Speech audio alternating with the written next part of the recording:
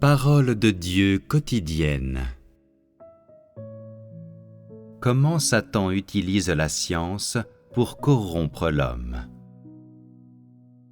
Qu'est-ce que la science? La science ne jouit-elle pas d'un grand prestige dans l'esprit de tous et de chacun? Et n'est-elle pas considérée comme profonde? Quand la science est mentionnée, les hommes ne pensent-ils pas « c'est quelque chose qui est hors de portée des gens ordinaires ». C'est un thème que seuls les chercheurs ou les experts scientifiques peuvent aborder. Ça n'a rien à voir avec nous, les gens ordinaires. A-t-elle un rapport avec les gens ordinaires? Oui. Comment Satan utilise-t-il la science pour corrompre les hommes? Dans notre discussion de maintenant, nous ne parlerons que des choses que les hommes rencontrent souvent dans leur propre vie et laisserons de côté les autres sujets. Le mot « gène » est apparu. En avez-vous entendu parler? Ce terme vous est tous familier, n'est-ce pas? Les gènes n'ont-ils pas été découverts par la science? Que signifient exactement les gènes pour les hommes? Ne cause-t-il pas chez les hommes le sentiment que le corps est une chose mystérieuse? Quand ce thème est présenté aux hommes, n'y en a-t-il pas certains, surtout les curieux, qui veulent en savoir davantage et qui demandent plus de précision? Ces gens curieux concentrent leur énergie sur ce sujet et quand ils n'ont rien d'autre à faire, ils cherchent des informations dans les livres et sur Internet pour avoir plus de détails à ce sujet. Qu'est-ce que la science?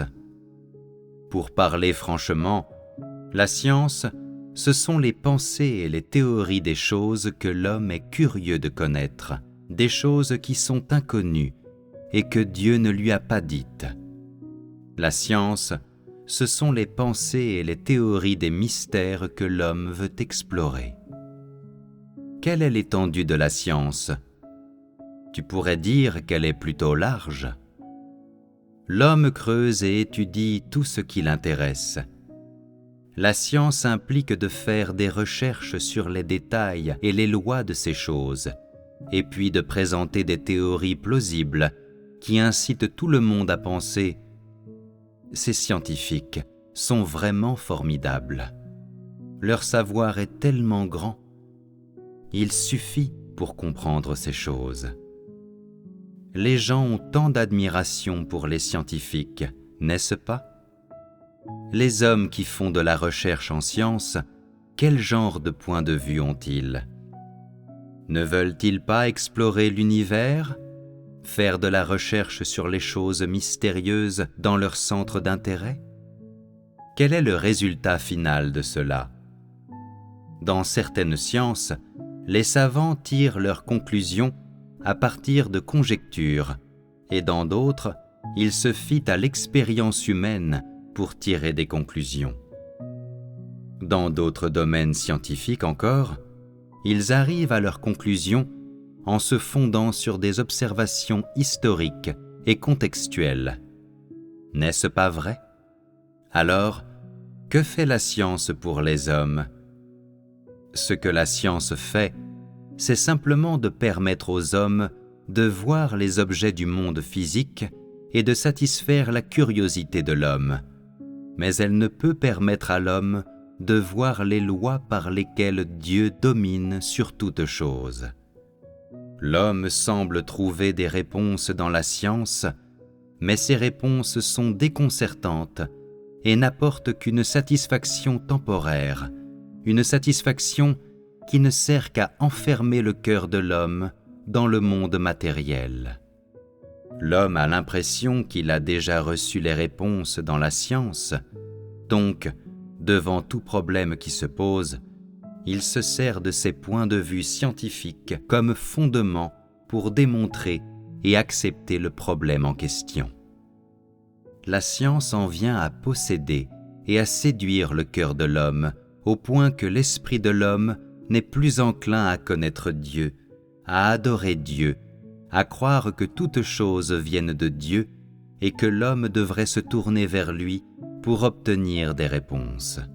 N'en est-il pas ainsi? Plus une personne croit en la science, plus elle devient absurde, croyant que tout a une solution scientifique, que la recherche peut résoudre n'importe quoi. Elle ne cherche pas Dieu et elle ne croit pas qu'il existe. Même des gens qui ont suivi Dieu pendant de nombreuses années vont faire des recherches sur les bactéries sur un coup de tête ou chercher des informations pour obtenir la réponse à une question. De telles personnes ne regardent pas les problèmes du point de vue de la vérité et dans la plupart des cas veulent se fier à des points de vue, à des connaissances scientifiques ou à des solutions scientifiques pour résoudre des problèmes. Elles ne comptent pas sur Dieu et ne cherchent pas Dieu. Est-ce que des gens comme cela ont Dieu dans leur cœur? Non. Il y a même des hommes qui veulent faire des recherches sur Dieu de la même manière qu'ils étudient la science. Par exemple, de nombreux experts religieux sont allés sur la montagne où l'arche s'est arrêtée et ont ainsi prouvé l'existence de l'arche. Mais, à la vue de l'arche, ils n'ont pas vu l'existence de Dieu. Ils n'ont cru qu'aux légendes et à l'histoire. C'est le résultat de leurs recherches scientifiques et de leur étude du monde matériel. Si tu étudies des choses matérielles, que ce soit la microbiologie, l'astronomie ou la géographie, tu n'obtiendras jamais un résultat qui détermine l'existence de Dieu ou sa souveraineté sur toute chose. Alors, que fait la science pour l'homme? N'éloigne-t-elle pas l'homme de Dieu? N'incite-t-elle pas l'homme à faire de Dieu un objet d'étude? Ne rend-elle pas les hommes plus sceptiques quant à l'existence de Dieu? Si. Alors, comment Satan veut-il utiliser la science pour corrompre l'homme? Satan ne veut-il pas utiliser des conclusions scientifiques pour tromper et engourdir les hommes et utiliser des réponses ambiguës pour retenir le cœur des hommes afin qu'ils ne cherchent pas Dieu ou ne croient pas en l'existence de Dieu? Si. Donc, voilà pourquoi je dis que la science est l'un des moyens par lesquels Satan corrompt les hommes.